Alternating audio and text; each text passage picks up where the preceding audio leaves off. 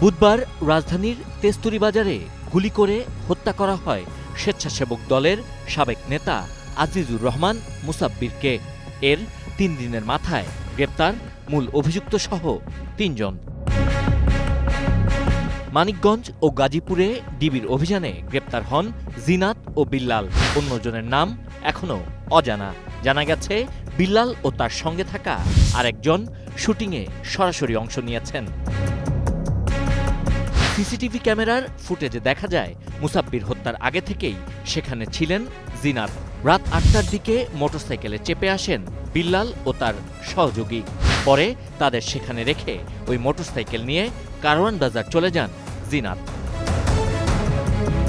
রাত ৮টা ১২ মুসাব্বির ও তার সঙ্গে থাকা মাসুদকে গুলি করা হয়। এর পরপরই কারওয়ান বাজারে মোটরসাইকেল নিয়ে অপেক্ষায় থাকা জিনাতকে সঙ্গে নিয়ে পালিয়ে যান দুর্বৃত্তরা। হত্যাকাণ্ডের পর থেকেই তাদের গ্রেপ্তারে মাঠে নামে আইনশৃঙ্খলা বাহিনী।